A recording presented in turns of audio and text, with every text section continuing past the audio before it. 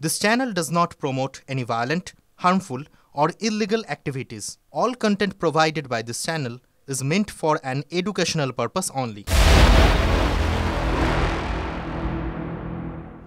এই মুহূর্তের সবথেকে বড় আপডেট, একটি মামলায় যাবজ্জীবন সাজা ঘোষণা হয়েছে শেখ হাসিনার।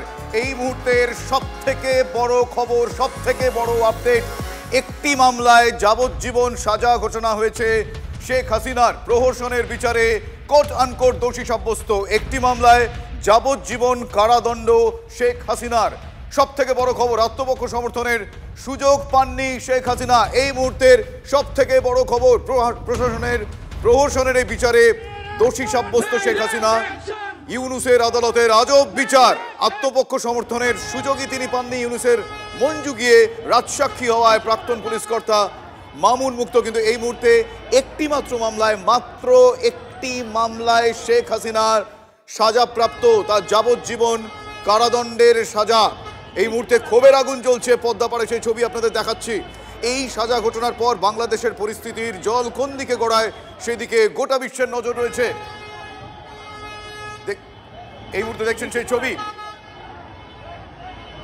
প্রহসনের বিচারে দোষী সাব্যস্ত শেখ হাসিনা।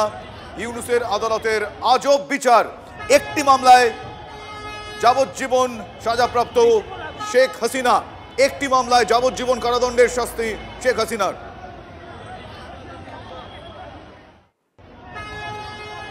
এই মুহূর্তে আরো বড় খবর, এই মুহূর্তের আরো বড় খবর, মৃত্যুদণ্ড। প্রহসনের রায়, শেখ হাসিনার মৃত্যুদণ্ড। এই মুহূর্তে সব থেকে বড় খবর, এই মুহূর্তে গোটা পৃথিবীর কাছে সব থেকে বড় খবর, মৃত্যুদণ্ড। এই মুহূর্তে সব থেকে বড় খবর, শেখ হাসিনার প্রহসনের রায়, শেখ হাসিনার মৃত্যুদণ্ড। গণহত্যা মামলায় হাসিনাকে ফাঁসির নির্দেশ ট্রাইব্যুনালের। পকেটের বিচারপতিকে দিয়ে রায় ঘোষণা ইউনূসের। এই মুহূর্তের সব থেকে বড় খবর, শেখ হাসিনার মৃত্যুদণ্ডের রায় ঘোষণা। আমার সহকর্মী এই মুহূর্তে রয়েছেন আমাদের পলিটিক্যাল এডিটর অনির্বাণ সিনহা। অনির্বাণ, এই রায়, যে রায়টা কিছুটা হলেও প্রত্যাশিত ছিল, এই মুহূর্তে রায় ঘোষণার পর, ঘোষিত হয়ে যাওয়ার পর বাংলাদেশের পরিস্থিতির জল কোন দিকে গড়াবে বলে মনে হচ্ছে?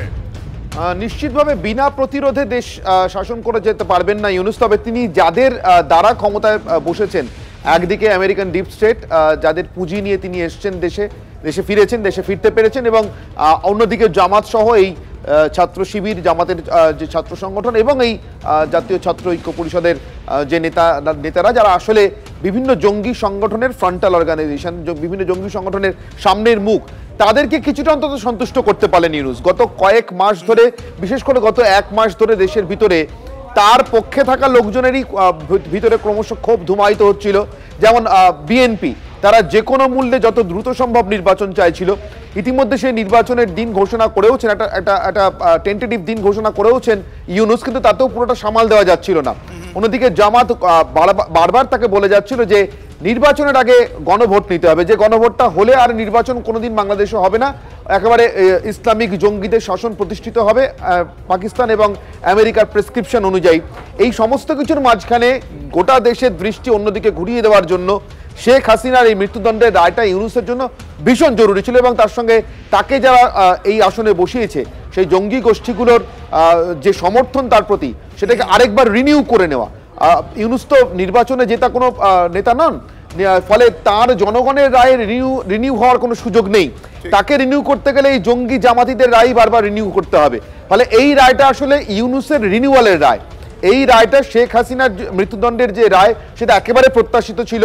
মুজিবুর রহমানকে সপরিবারে যারা হত্যা করে এবং কপাল জোরে বাইরে থাকায় সেদিন হাসিনা এবং তার বোন বেঁচে গিয়েছিলেন, তারা যে হাসিনা এবং তার পরিবারকেও হত্যা করতে চাইবে সোজা পথে বা ব্যাকা পথে, প্রথম দিন তারা ফসকে গিয়েছে। হাসিনা পালিয়ে চলে এসেছেন ভারতে, এবং ভারতের বাইরে থাকা অবস্থাতে তারা যে হাসিনাকে মৃত্যুদণ্ড দিয়ে তাকে খুন করবার যে তাদের ইচ্ছেটা, সেটা প্রকাশ করবে, এটা তো প্রত্যাশিত ছিল। শুভজিৎ, একদমই ধন্যবাদ আপাতত তোমায়।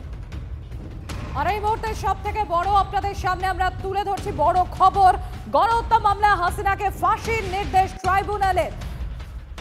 তন্ময় প্রামাণিক রয়েছেন আমাদের সঙ্গে, আমি একবার তন্ময়ের কাছে চলে যাবো। তন্ময়, এখানে দেখো, এই যে এই ধরনেরই রায় বা সাজা ঘোষণা হতে চলেছে, এটা কিন্তু প্রত্যাশিতই ছিল। সেটা হাসিনার ছেলেও সকালবেলা ইঙ্গিত দিয়েছিলেন, কিন্তু কোথাও গিয়ে এই যে পথের কাঁটা সরানোর যে টেকনিক মোহাম্মদ ইউনূসের, সেটা যদি 100% তিনি সাকসেসফুল হন, সেক্ষেত্রে বাংলাদেশের তো অচলাবস্থা আরো বেড়ে যাবে। তাহলে